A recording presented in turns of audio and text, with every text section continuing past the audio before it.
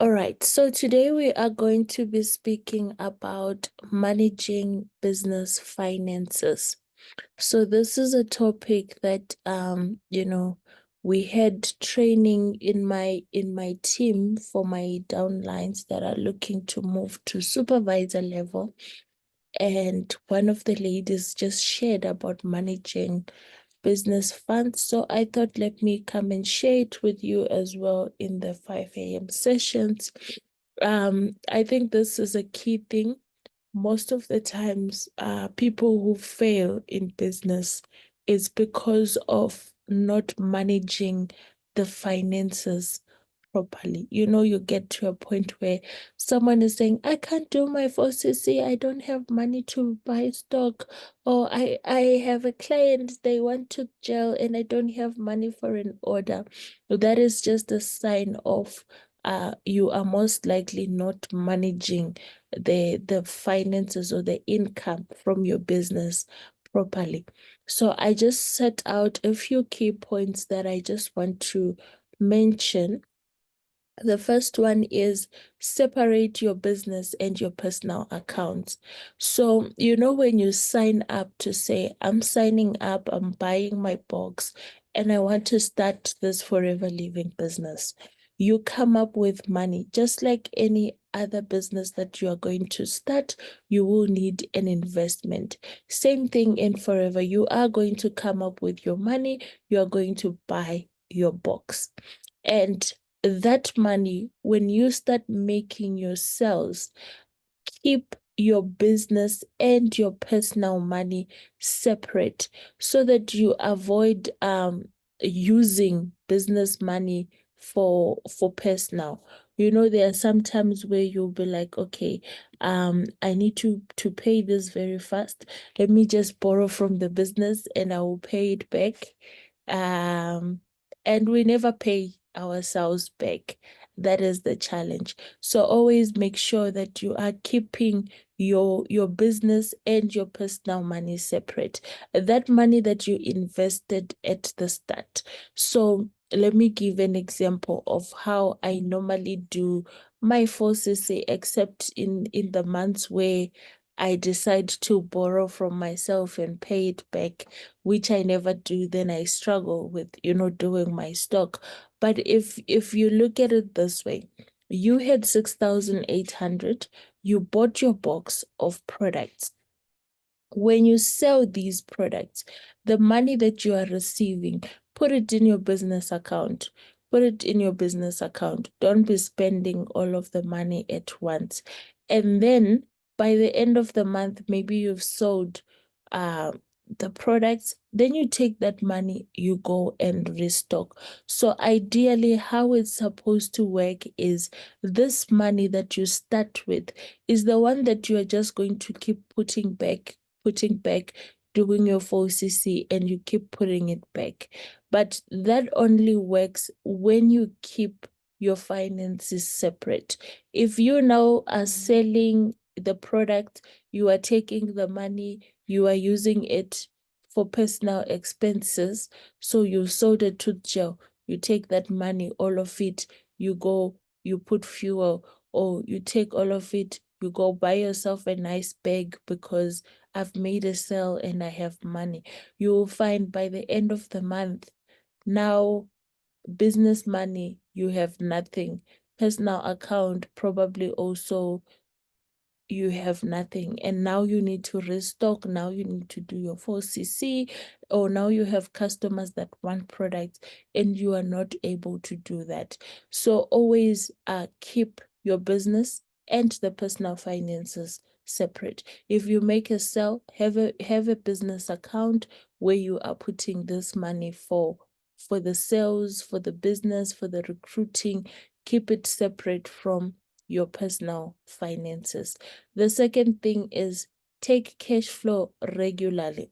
So cash flow, it's you are monitoring the money that you are receiving and the money that you are taking out, because you want to be able to understand the health of your business, or how strong is your business. So you've joined today, you've spent money to buy this box. Now you want to analyze to say, how much money do I make daily? How many sales am I making in a day, in a week, in a month? That gives you an idea to say, okay, every day I get about 500, which means in 30 days, this is how much I make, or which means I'm able to restock on these dates and all of that. So monitor daily the money that you are spending and the money that is coming in terms of retail and profit, because you want to know that at every point in time, if ever you are to place an order for a client, then you have the income. But also tracking your cash flow or tracking your money that is coming in, it helps you to see, is this working, what I'm doing? Where is it that I need to improve? So some people, because we are not looking at this daily, we are not looking at it weekly, you only see at the end of the month that I haven't sold anything, because now you want to do your 4cc, because you want to close last minute and you realize, but I still have all that stock from last month. So make sure daily you are just checking, how many things have I sold in a day? How many things have I sold in the week? And then maybe you get to the end of the week, you haven't sold anything. And then you start to ask yourself, what is it that I can do to improve my sales, to make sure that at least in a week, I'm making a certain amount of money. So make sure you are tracking that on a daily basis and on a weekly basis. We always track monthly because at the end of the month, you know exactly how you want to close. But closing starts daily. It starts with your daily activities. It starts with your weekly activities. We don't just wait until month end to now check, did I sell anything? How much money have I made? Do it daily, every day. Keep a track of what is it that I've sold? How many customers have I spoken to? How much money am I expecting? What is it that I need to order? Because it helps you do point number 3, which is budget for your stock or budget for your inventory. So set a strict budget for inventory or stock purchases. Keep track of which items sell quickly and which to avoid overstocking because they are slow moving products. So as a business owner, like I said, you have to set aside money for your stock because you will need to have stock. You've never gone to Checkers and you find them empty. Maybe there is no sugar at all. Then they tell you, no, just wait here. Let me go borrow sugar from Pick and Pay and I will come and give you. But that's what we do in our business. We don't budget for stock. We don't have stock. Now when a customer comes, you have to say, okay, wait, give me a minute, because now you have to go borrow stock from a colleague and come and that is not how you run your business. A business owner needs to have budget for their stock, and you need to know which products are you moving fast. Everyone has a strong area. If your strong area is selling tooth gel, don't go and stock aloe vera gel because you're not going to sell it. And now when you want tooth gels, you don't have the money to stock because you've tied up your money in products that you cannot move. Okay, so be aware of which products am I able to sell, and I sell them very fast, because those are the products that you need to make sure when you are stocking, you have those products. Unfortunately, because we always do things last minute, and now you are just buying products to close 4cc because you didn't plan it properly, you don't think about what is it that you are buying. You are just, I need to close. And then you end up buying products that you do not even need, products that are going to be stuck in the house because you are not able to move them. So as a business owner, number one, have money set aside for your stock, have a budget for inventory. To say, if a client comes and they say, I want clean 9, you should be able to have enough funds to stock the clean 9 if it's not a product that you keep in stock. And also you have to be aware of the products that you move very fast, and you make sure that you never run out of those products. So if you're like me, you are someone who, I sell Arctic Sea a lot and C9. I always make sure I always make sure I have at least 6 unopened bottles of Arctic Sea and 3 clean 9 boxes in my stock, because I know those are the products that I move a lot. I also sell a lot of tooth gels, Forever Shield and the heat lotion. So I make sure those products, at whatever point in time, I never run out of those products, because I know those are my fast moving products. Then there are other products that I will keep in stock. Things like, okay, what do I not sell much? Okay. I'm trying to think now. Forever Freedom, Active HA, those are very nice products, but those are products that I only sell like once in a while. So I'm not going to go to the center and stock 3 of the Active HA, because now I have spent all my money buying this product and I can't move it as quickly. I hope I'm making sense, or I hope you understand the point that I'm trying to make. But in simple terms, know which products you are moving and make sure you have them in stock. Know how much you have set aside to stock if you have orders, and make sure that you are not tying up your money in products that you are not moving. Just because it's a fast selling product doesn't mean that you are able to sell it fast. It can be a fast selling product for someone else. But for you, if your fast selling product is tooth gel, then just buy the box of tooth gel. Focus on selling your tooth gels. Yes, you're going to stock other products because you are a shop and you need to make sure that you always have products in stock when your customers come through. But don't tie up too much of your money in products that are going to be stuck in the house. And then control your operating costs. So I like this point a lot.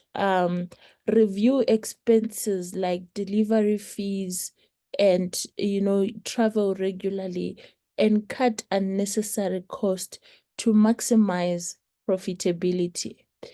And this is something that I think as business owners, sometimes it catches us off guard. So for me, my eye opener was, I have clients, so when my mentor was teaching me to talk to people, she would take me to shopping malls and would talk to people, would also talk to the delivery people that deliver food, the checkers and Woolworths guys.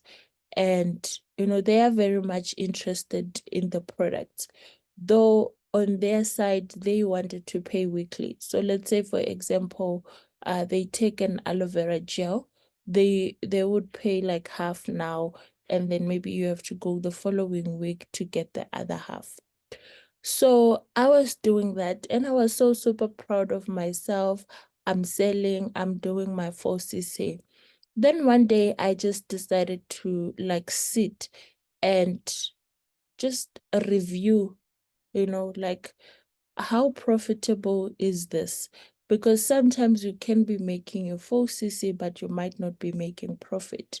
So I had to sit down and check to say, okay, if I deliver aloe vera gel, I've come here, probably it has cost me about 100 rand in fuel, and I leave this bottle.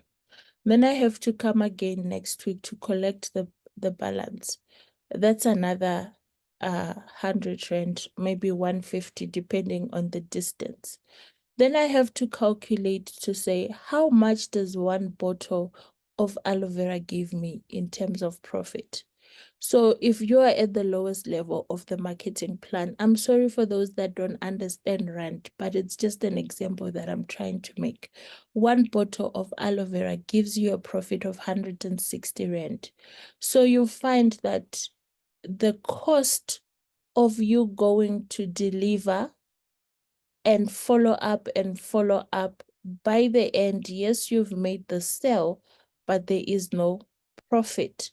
And sometimes you find that you are actually in a loss-making position.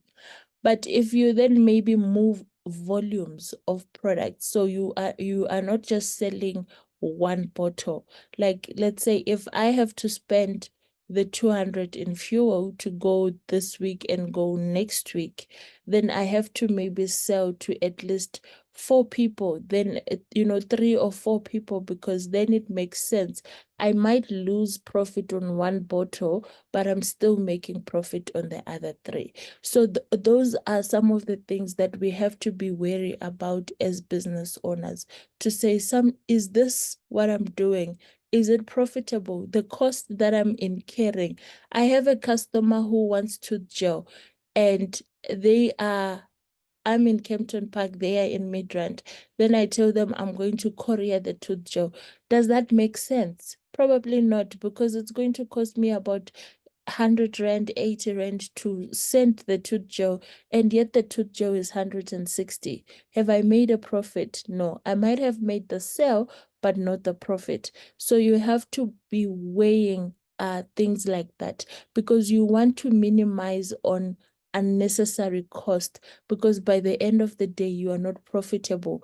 And then you are wondering, but I sold this and I received the money. How is it that now I am struggling? Where did all the money go? Probably your expenses are too high compared to the money that you are getting, and you don't see the profit. So in cases like that, some sales you give them to other FBO. Sometimes I'm like, do I have an FBO that is in Midrand that can deliver this to Joe for me? Okay, yes, I've lost the 150 because they are going to pay that person who's delivering, but I maintain the relationship with the customer, and I haven't lost in terms of sending a product where I'm not going to make profit from it. So those are some of the things that you weigh out as a business owner. I hope I'm making sense. And don't get me wrong, I'm not discouraging people from from doing half all of that. I'm just saying sometimes you need to weigh your options and make sure you are maximizing on profit. If you're going to be going somewhere to take a half today, half tomorrow, maximize your profit by having more customers in that area. That's such that you make one trip, and then you lose out on one, but you are covering up for that loss with other customers. I hope uh I hope I have explained that properly. And then reinvest profits wisely. Reinvest profits wisely. The temptation, when you're a business owner, the temptation is, when I sell something, the profit is mine. And I used to do this, so I understand. I would say if I sold a clean nine, I'm so happy because that's 700 rent to me, and the profit is mine. I can go buy myself shoes. I can buy that nice dress that I wanted. That was my mentality when I started my business.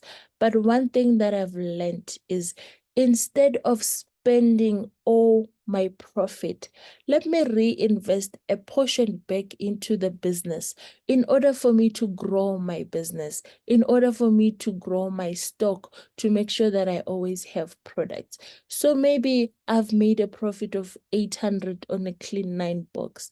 Maybe I can buy myself something for 300, but let's reinvest the other 500 back into the business. How do I do that? I do that by maybe adding it to the products that I was going to stock this week, or organizing a product launch using those profits to cover the cost. So make sure that your profits, you're spending it wisely. Don't spend all the profit. Take a portion of the profit, yes, but reinvest your business, especially if you're someone who's looking to do move up and all of that. Sometimes, people wait, they're like, no, I can't find a venue to do my presentation. Venue is expensive. Or even if I do it at my house, maybe I need to have drinks. So I need like 200 for the fruits and drinks for the guests, and I can't afford to do all of that. But when we make profit, we go to KFC, we buy the dresses, we do all kinds of things. That money, that's the money you're supposed to put back into your business. You're putting it back either through buying stock or through organizing income generating activities. I've made a 50 Rand on tooth gel. I'm not going to go spend all of it by buying myself a nice meal. 3 tooth gels gives me 150. I can organize a product launch this weekend at my house, use that 150 to buy fruits and drinks for the guests. So I've reinvested in my business because a product launch is an activity that is going to generate more income. Whereas if I buy a dress, I look nice, but do I make money from that? No. So if you're making profits, make sure that you are reinvesting your profits wisely. Don't spend all the money at once. Put a portion back into your business. And another thing that I learned, the sign up bonus that we get when you recruit someone, you get that commission. And one thing I've seen, or I used to do, I always use myself as an example because some of these things I had to learn them the hard way. But one of the things I used to do is when that 1.5 kicks my account, ooh, I love shopping. I love dresses. I love shoes. That's what I would do with the money. But I have learned to say, when I get that commission, I must reinvest it in my business. How do I do that? I do that by launching this person that has signed up. So that money is not for me. That money is to make sure that I give this person the right start for their business to grow. So when they are signing up and I'm going to give them their box, I'm telling them, hey, we have this amount of money. In this month, we need to do at least 2 product launches and 1 business presentation in your area. Look for a venue. I'll take care of the venue. I'll take care of the eats. I will make sure that we have all the necessary things that we need for us to proceed with this launch and for us to do this business presentation. Now, they are happy because they know that I have the necessary support. I just need to get my people, and this person is going to show up. So when I need to drive, maybe that person is in Rustenburg and I'm in Kempton Park, which is like a 3-hour drive, and that is fuel. I know that the money from fuel, it must be coming from this sign up bonus that I received. So that 1.5, don't be selfish with it. Use it to reinvest it in your business, to invest it in your people. Because if you launch your people correctly, if you onboard them the right way, you are going to generate more income than you would if you just spent that 1.5 or that whatever amount that you will have received. So that money, it's not for you. It's for you to grow the person that has signed up. Just look at it that way. When that money comes into your account, ask yourself, what is it that I can use this money for to benefit this person that has just signed up? If I need to be driving to their place every weekend to help them do product launch, to help them do business presentation, if there is a Rise Up conference that is happening in this month, let me pay for their ticket so that they can go attend and learn. If there is a master, that is what that money is supposed to be for, because it does not benefit you to take this 1.5, use it all up, and then next week your team cannot afford to attend Rise Up, they cannot afford high flyers tickets, because there is where they get the value. Rather take this money and say, you know what, from this 1.5, let me save it. If ever there is a team event and I have people in my team who can't afford to buy the ticket, I will use this money to buy the ticket for them, because you want them to be attending those kind of events. They will go there, they will get inspired, they will get to learn how to run their businesses. And as they grow, your income will also grow, your team will also grow, and your business will also grow, compared to if you just take the money and spend it and then it doesn't generate more income for you.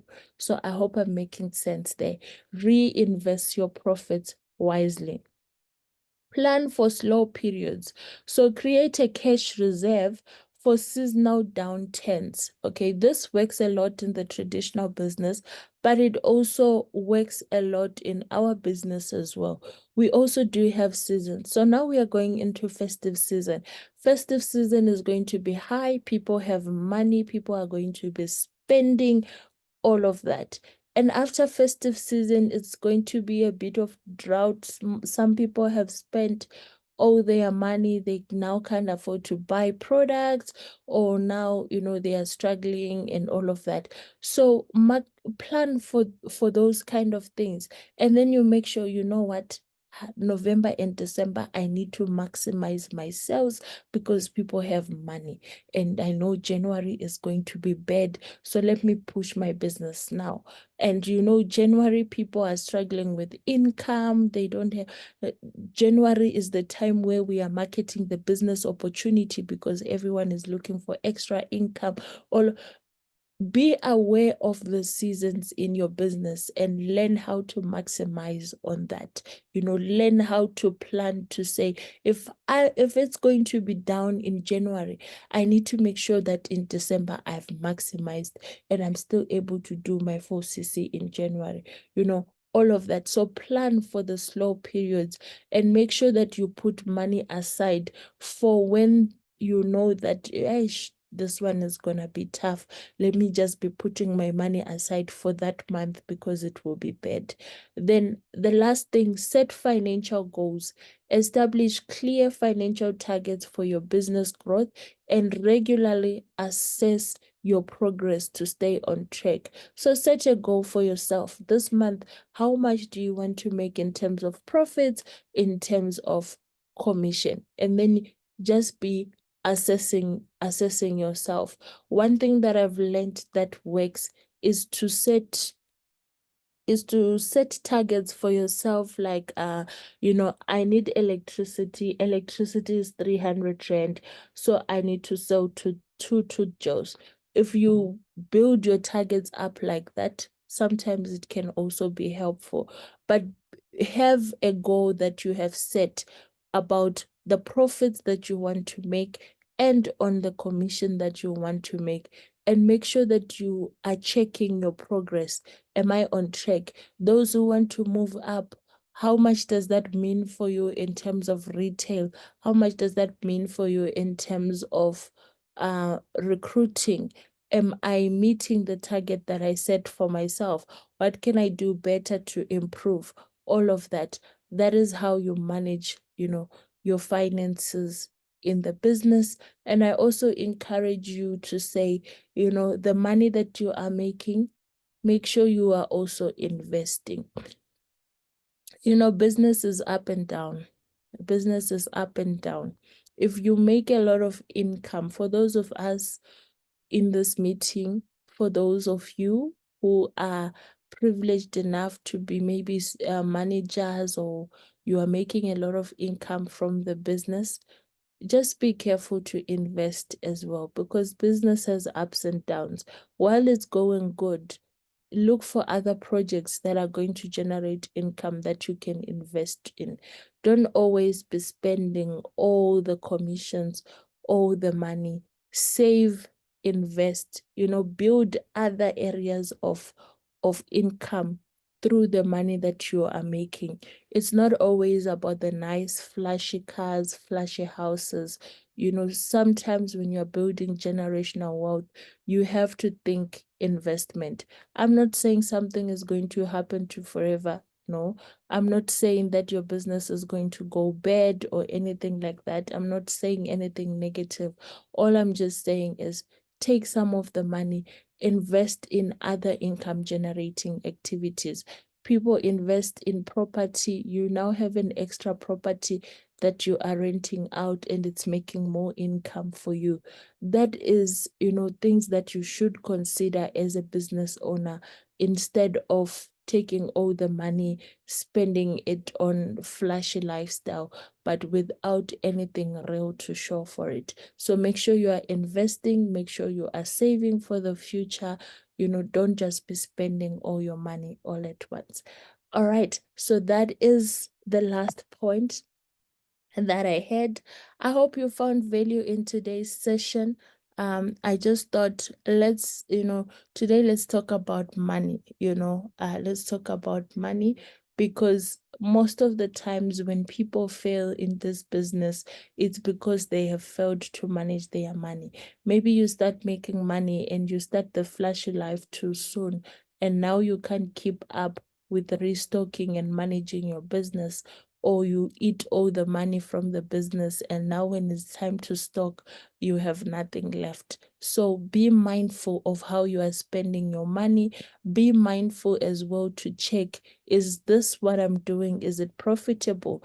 The money that I'm putting in versus the result that I'm getting, is it worth it? There will be times, of course, in business, where you need to be feeding the business for it to grow. So you will be spending money to travel, to do presentations, to do all of that. And you might not see the results at that same time, but keep investing in your business to build, to build your team, to launch your team, to support your team, all of that. But while you are doing that, just be wise about how you are spending your money and reinvesting in your business. Okay. I see I have some comments in the chat there. Oh, I had a few people today. I love this. I love this. Leader Kokua says very clear. Leader Sarafia says, learning my leader, there is much volume in what you're teaching. Leader Trisha says, learning is taking place, my leader. Leader Mapula, it makes sense. We are learning. Leader Tsipidi. Wow, I'm learning a lot.